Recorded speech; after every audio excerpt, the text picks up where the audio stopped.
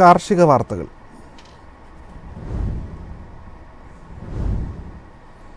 ക്രിസ്മസിന് മുൻപേ പരമാവധി റബ്ബർ ഉൽപ്പാദിപ്പിക്കാനുള്ള നീക്കത്തിലാണ് ചെറുകിട കർഷകർ. അതേസമയം മുൻനിര ഉൽപ്പാദക രാജ്യങ്ങളിൽ കുരുമുളക് ക്ഷാമം രൂക്ഷമാകുന്നു.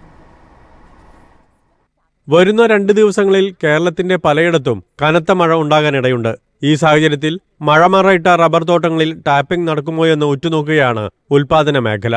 ക്രിസ്മസിന് 2 ആഴ്ച മാത്രം ശേഷിക്കുന്നതിനാൽ ചുരുങ്ങിയ സമയപരിമിതികൾക്കിടയിൽ പരമാവധി റബ്ബർ ഉൽപ്പാദിപ്പിക്കാനുള്ള നീക്കത്തിലാണ് ചെറുകിട കർഷകർ.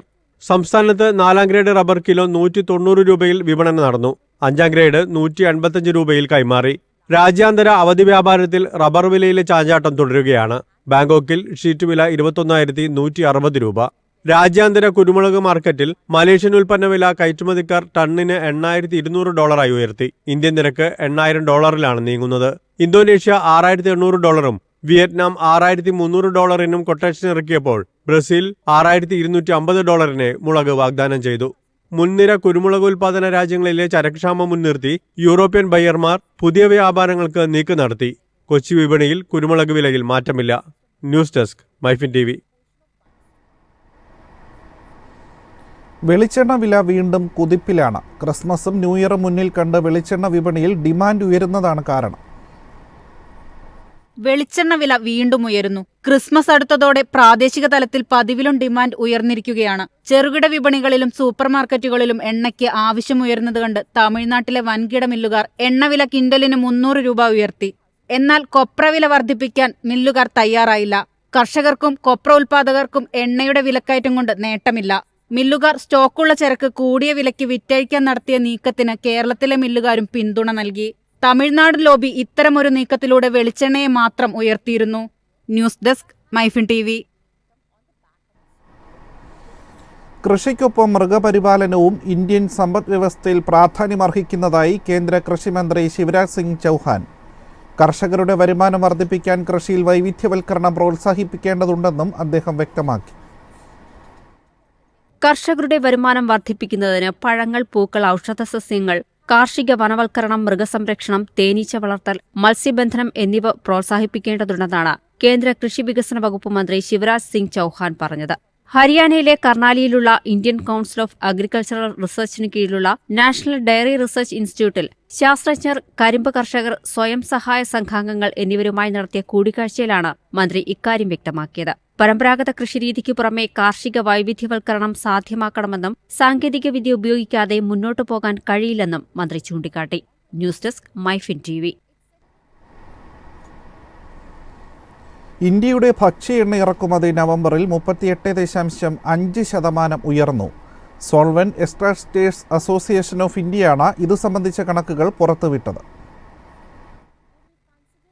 ഇന്ത്യയുടെ ഭക്ഷ്യ എണ്ണ ഇറക്കുമതി നവംബറിൽ 38.5% ഉയർന്ന് 15.9 ലക്ഷം ടണ്ണിലെത്തി. സോൾവെന്റ് എക്സ്ട്രാക്ടേഴ്സ് അസോസിയേഷൻ ഓഫ് ഇന്ത്യയാണ് ഭക്ഷ്യയോഗ്യവും ഭക്ഷ്യയോഗ്യമല്ലാത്തതുമായ സസ്യ എണ്ണ ഇറക്കുമതിയുടെ വിവരങ്ങൾ പുറത്തുവിട്ടത്. കണക്കുകൾ പ്രകാരം 2024-25 എണ്ണ വിപണന വർഷത്തിന്റെ ആദ്യമാസമായ നവംബറിൽ സസ്യ എണ്ണകളുടെ ഇറക്കുമതി ഒരു വർഷം മുമ്പ് 11,60,590 ടണ്ണിൽ നിന്ന് 40% ഉയർന്ന് 16,27,642 ടണ്ണായി. മൊത്തം സസ്യ എണ്ണ ഇറക്കുമതിയിൽ നവംബറിൽ ഇന്ത്യ 15,90,301 ടൺ ഭക്ഷ്യ എണ്ണ ഇറക്കുമതി ചെയ്തു. കഴിഞ്ഞ വർഷം ഇതേ മാസം ഇത് 11,48,092 ടണ്ണായിരുന്നു. ഭക്ഷ്യേതര എണ്ണകളുടെ ഇറക്കുമതി 2023 നവംബറിലെ 12,498 ടണ്ണിൽ നിന്ന് 37,341 ടണ്ണായി വർദ്ധിച്ചു. പാം ഓയിൽ, സൂര്യകാന്തി എണ്ണ എന്നിവയുടെ ഇറക്കുമതി വർദ്ധിച്ചിട്ടുണ്ട്.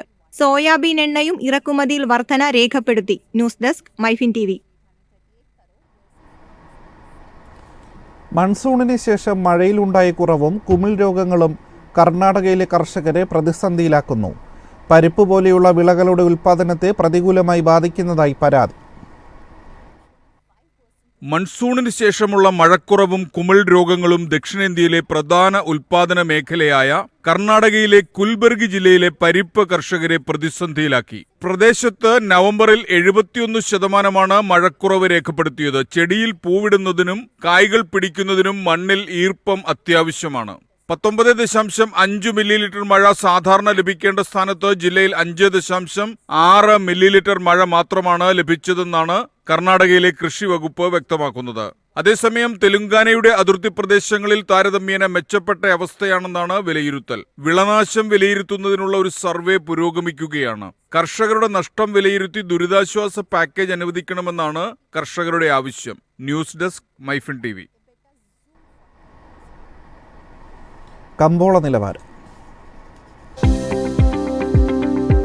ഇന്നത്തെ കമ്പോള നിലവാരം: RSS 4 191, RSS 5 187, ലാറ്റക്സ് 122, ജാതിക്ക 360, ജാതിപത്രി 2000 മുതൽ 2100 വരെ, ഗ്രാമ്പു 900, അടയ്ക്ക 250, കാപ്പിക്കുരു 225, കൊക്കോ പരിപ്പ് 680, കുരുമുളക് ഗാർബിൾ 66,500, കുരുമുളക് അൺഗാർബിൾ 64,500, ഏലക്ക 2800 മുതൽ 2900 വരെ, വെളിച്ചെണ്ണ 21,100, കൊപ്ര 15,850, ചുക്ക് 32,500.